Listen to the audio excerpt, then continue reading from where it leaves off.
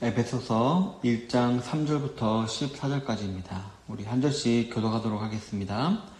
찬송하리로다. 하나님 곧 우리 주 예수 그리스도의 아버지께서 그리스도 안에서 하늘에 속한 모든 신령한 복을 우리에게 주시되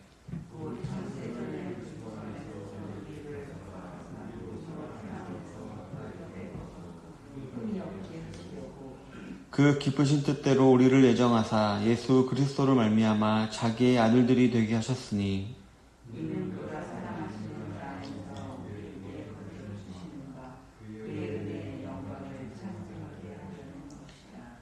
우리는 그리스도 안에서 그의 은혜의 풍성함을 따라 그의 피로 말미암아 속량 곧 죄사함을 받았느니라.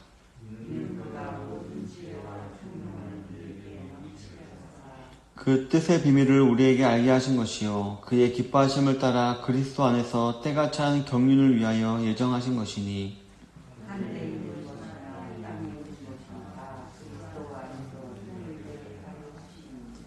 모든 일을 그의 뜻의 결정대로 일하시는 이의 계획을 따라 우리가 예정을 입어 그의 안에서 기업이 되었으니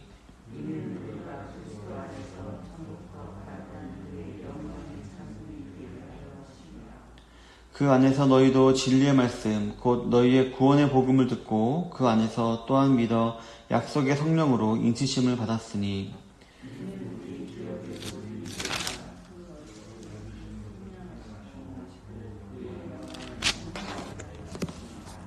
아멘.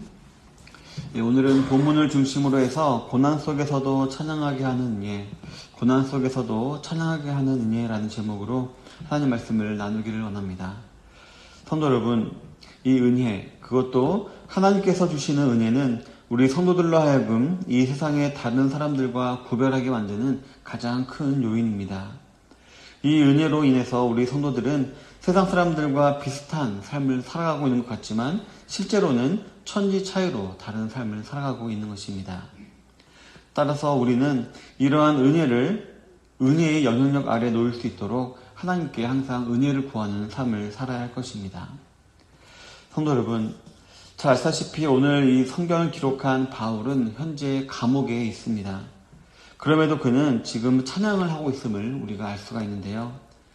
저와 여러분들도 잘 알고 있듯이 이 찬양은 단순한 노래가 아닙니다. 왜냐하면 이 찬양에는 하나님의 사랑과 은혜가 표현되어 있기 때문입니다. 그리고 찬양은 단순히 자신의 감정을 발산하는 것이 아니라 그 안에 진지한 신앙 고백이 담겨져 있는 기도와도 같습니다. 그렇기 때문에 바울은 두 팔과 두 다리를 모두 쇠사슬에 묶인 채로 있었지만 그래서 도저히 노래할 상황은 아니었지만 그러한 상태에서도 자신은 그리스도 안에 속한 또 하늘에 속한 모든 신령한 복을 받은 사람이다 라고 하나님께 찬양을 올려드리고 있는 것이었습니다. 따라서 저와 여러분들은 현재 이 편지를 쓰고 있는 바울과 또 저와 여러분들의 차이가 무엇인지 알아보는 것은 참 중요할 것입니다. 그리고 그 차이를 알고 그 차이의 간격을 줄일 때에 우리는 바울과 같이 항상 은혜 충만한 삶 그리고 찬양이 넘치는 삶을 살 수가 있는 것입니다. 그렇다면 바울과 우리의 차이, 즉 바울의 특징은 무엇일까요? 바로 그것은 바울에게 하나님의 은혜가 임했다라는 것입니다. 이것을 뒤집어서 말하면은 바울에게는 하나님의 은혜가 진실로 은혜가 되었다라고도 말씀드릴 수 있을 것입니다. 그 증거가 바로 6절에 나와 있는데요. 6절에 보면 이는 그가 사랑하시는 자 안에서 우리에게 거저 주시는 바 그의 은혜의 영광을 찬송하게 하려는 것이라 라고 기록을 하고 있습니다. 바울은 하나님의 은혜, 그것도 하나님께서 사랑하시는 자들에게 주시는 은혜를 거저 받았고 그 거저 주시는 은혜로 인해서 하나님의 영광을 찬양하게 되었다라고 말하고 있는 것입니다. 그리고 본문에 나오는 그 거저 주시는 은혜란 4절, 5절에 기록되어 있듯이 자신이 창세전에 이미 예수님을 믿어 구원받기로 예정이 되어 있었고 그로 인해 하나님의 아들, 즉 하나님의 자녀가 되었다라는 그 사실입니다. 즉 바울에게는 현재 자신을 둘러싸고 있는 외부적인 환경, 즉 내가 지금 이 감옥에서 팔다리가 다 쇠사슬에 묶인 채 있다. 이런 환경보다는 자신에게 임한 은혜로 말미암아 하나님의 자녀가 되었다라는 이 영적인 환경이 더 크게 더 은혜로 다가왔다라는 것입니다. 성도 여러분, 이 자리에 계신 우리 분들 가운데 내가 하나님의 자녀가 되었고 하나님의 후사가 되었다, 즉 하나님의 기업을 물려받는 자가 되었다는 사실을 인정하시지 않는 분은 아마 없으실 것입니다. 그러나 바울처럼 자신을 둘러싸고 있는 외부적인 환경들보다도 이러한 사실을 더 크게 여기시는 분들은 아마 적으실지도 모릅니다. 그런데 바로 이 사실이 바울과 저와 여러분들의 주된 차이입니다. 바울은 이처럼 하나님께서 거저주시는 은혜, 또 하나님의 자녀가 되게 하신 은혜, 또 하나님의 기업을 물을 자가 되었다는 그 은혜를 은혜답게 여겼기 때문에 환경보다 은혜를 더 크게 여긴 것이었고, 또 저와 여러분들은 이러한 하나님의 은혜를 은혜답게 여기지 못할 때가 많이 있기 때문에 은혜보다 우리를 둘러서 환경을 더 크게 생각하고 환경에 휘둘릴 때가 종종 있는 것입니다. 그리고 그러한 차이가 바로 우리 입에서 찬양을 끊어지게 만드는 요인이 되었던 것입니다. 바울은 비록 지금 육신은 이렇게 감옥에 갇혀있는 상태이긴 하지만 자신은 분명히 하나님의 아들이 되었다라는, 이거 사실은 틀림없다라는 확신을 가지고 있었습니다. 그리고 자신은 분명히 하나님의 때가 되면 하나님의 아들이라는 고귀한 위치로 복귀하게 될 것이다라는 확신을 가지고 있었기 때문에 이렇게 감옥에서도 찬양을 할 수 있었던 것이었습니다. 성도 여러분, 바울은 아무런 근거 없이 나는 은혜를 받았다, 나는 기쁘다, 나는 충만하다 라는 자기 암시나 주문과 같은 노래를 부른 것이 아니었습니다. 오히려 자신의 구원과 그로 인해 얻게 된 신분을 믿어진다는 사실을 이렇게 논리적이면서도 확신에 찬 목소리로 지금 찬양을 하고 있는 것입니다. 성도 여러분, 그런데 솔직히 이러한 말을 듣는다 하더라도 한편으로는 과연 이러한 일이 가능할까라는 우리 의심이 우리 마음 한구석에 드는 것은 또 어쩔 수가 없습니다. 우리는 그동안 수없이 넘어진 경험들을 통해서 또 여러 가지 고통을 겪고 있을 때, 난 구원받았어, 난 하나님의 아들이라는 사실 하나만으로 충분해 라고 찬양하는 것이 절대로 쉬운 일이 아님을 우리는 알고 있기 때문입니다. 오히려 또한 그럴 때 찬양을 하며 어려운 일들을 이겨나가야 한다라는 사실을 알면서도 그렇지 못할 때가 참 많이 있는 것입니다. 그렇다면 왜 우리는 이렇게 환경에 휘둘리고 항상 찬양하지 못하고 불평, 불만을 할 때가 많이 있는 것일까요?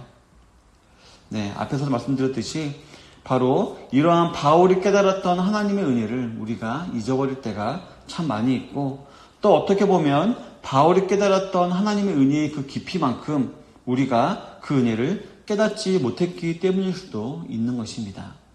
즉 우리에게 은혜가 은혜되지 않는 것이었습니다. 그렇기 때문에 저와 여러분들에게 있어서 하나님 저에게 은혜를 주소서라고 간절하고 진실하게 기도하는 것은 참으로 중요한 것입니다. 그냥 의례식으로 아니면 그냥 뭔가 매번 반복하는 그런 말처럼 은혜를 주십시오라고 말하는 것이 아니라 진짜로 내가 은혜 아니면 살 수 없습니다, 내 은혜 아니면 죽습니다라는 그런 진실하고 간절한 마음으로 기도하는 것이 참으로 중요하다는 것입니다. 또한 그리고 그런 하나님의 은혜가 자세하게 기록되어 있는 이 성경을 읽고 듣고 맛보고, 즉 공부하고 묵상하는 것이 참으로 중요한 것입니다. 방금도 말씀드렸지만 은혜 아니면 살 수 없다라는 절박한 자세로 은혜를 구하는 삶을 우리는 실제로 살아가야 한다는 것입니다. 있으면 좋고 없으면 어쩔 수 없지 않은 마음 태도가 아니라 은혜 없으면 죽는다라는 이런 자세로 우리가 은혜를 구하며 살아갈 수 있어야 하는 것입니다. 그러다 보면 우리는 어떠한 고난 속에서도 진정한 찬양을 들을 수 있을 정도로 성숙하면서도 행복한 신앙인으로 살아갈 수가 있게 되는 것입니다. 사랑하는 성도 여러분, 이제 우리는 진정한 찬양을 들을 수 있는 방법을 알게 되었습니다. 정말 기도와 말씀이면 된다라는 사실을 참 길게 설명한 것입니다. 그렇다면 도대체 왜 우리는 이처럼 찬양을 드리는 삶을 살아야 하는 것일까요? 심지어는 왜 고난 가운데서도 우리는 고난을 받았을 때 슬퍼할 자유도 없고 그때 우리는 하나님께 오히려 찬양을 올려드리는 삶을 살아야 하는 것일까요? 단지 은혜를 받았으니까 마땅히 그렇게 해야 하는 것일까요? 그렇지 않습니다. 본문 12절에 보면 이는 우리가 그리스도 안에서 전부터 바라던 그의 영광의 찬송이 되게 하려 하심이라 라고 기록을 하고 있습니다. 이 말은 이사야서 43장 21절에 기록되어 있는 이 백성은 내가 나를 위하여 지었나니 내 찬송을 부르게 하려 함이니라 라는 말과 같은 말입니다. 즉 저와 여러분들은 하나님께 찬양을 올려드리기 위해서 창조된 것이기 때문에 우리는 범사에 찬양을 올려드리는 삶을 살아야 하는 것입니다. 이 소리가 약간 강압적으로 들릴 수도 있지만 그렇지는 않습니다. 성도 여러분, 그 세상에 있는 모든 아버지들이 그의 자녀들에게 듣고 싶어하는 말이 있다면 바로 아빠 최고라는 말일 것입니다. 저도 이제 아들이 있는 사람으로서 아주 가끔씩 제 아들로부터 이런 비슷한 말을 들을 때마다 참 기분이 좋아지는 것을 보면 이 말이 틀린 말은 아닌 것 같습니다. 근데 혹시 우리 성도님들 가운데 자신의 자녀들에게 어려서부터 이렇게 주입시키는 사람 없을 것입니다. 난 너를 이러이러한 목적으로 낳았으니까 넌 나중에 꼭 이걸 이루고 나중에 나에게 보답을 해야 해. 그리고 내가 너를 키우면서 썼던 모든 돈을 너는 꼭 갚아야 돼 라고 말하면서 키우는 부모는 아무도 없을 것입니다. 부모님들은 그저 보통 사랑으로 그 자녀들을 키우고 그 자녀들이 잘 되기를 바라는 마음으로 그들을 돌보고 케어하는 것이지 어떤 대가를 구체적으로 바라면서 키우는 것은 아닙니다. 또한 우리가 만약에 신앙의 부모라면 자녀는 하나님께서 우리에게 맡겨주신 하나님의 소유인 자이기 때문에 우리는 그저 어떻게 보면 청지기적인 자세로 하나님께서 주신 것들로 그들을 신앙 안에서 올바르게 키우는 것을 주된 목적으로 우리는 이렇게 그들을 키우는 것입니다. 하지만 우리가 이런 사실을 알고 있음에도 불구하고 우리가 이런 마음가짐으로 자녀를 키운다고 하더라도 만약 자녀들이 그동안 우리들이 부모들이 수고하고 헌신한 것을 알아주고 그에 대한 고마움을 사랑과 감사를 담아서 표현을 하면 어떻습니까? 부모들 입장으로서 참 기분이 좋은 것은 당연한 것입니다. 따라서 하물며 하나님께서는 우리에게 아무런 대가를 바라지 아니하시고 우리에게 일방적인 은혜를 베푸셨습니다. 그것도 자신의 하나뿐인 외아들을 십자가에서 말로 못할 고통을 당하게 하시고 죽게 하시면서까지 우리를 살리시려는 은혜를 베푸신 것입니다. 이렇게 말할 수 없는 희생과 고통을 통해 우리에게 은혜를 주신 하나님께서는 우리에게 원하시는 것이 한 가지가 있는데 바로 그것이 찬양인 것입니다. 그렇기 때문에 더 이상 하나님께서 우리에게 찬양을 원하시는 것이 강압적으로 우리는 여겨지지가 않을 것입니다. 오히려 감사하게 될 것입니다.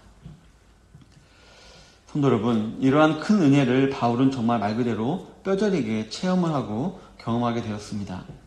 그렇기 때문에 자신이 처한 어려운 환경을 뛰어넘어서 지금 하나님께 찬양을 올려드리고 있는 것입니다. 저와 여러분들도 자신에게 임한 하나님의 은혜를 기억하며 환경에 구애받지 아니하고 하나님께 찬양 올려드리기를 힘쓰시는 모든 성도님들이 되시기를 바라겠습니다. 1820년에 태어나서 1915년까지 약 95년이라는 긴 생애를 살았던 한 사람이 있습니다. 이 사람은 평생 8,000편의 찬송시를 적어서 우리나라 성경에도 약 23곡이 실려있다고 하는데 바로 페니 제인 크로스비라는 이 사람이 있습니다. 성도님들도 찬송가를 보다 보면 이 사람이 작곡한 찬송가가 꽤 많다는 것을 알게 될 것입니다. 근데 이 여인은 앞을 보지 못하는 시각 장애인이었다라고 합니다.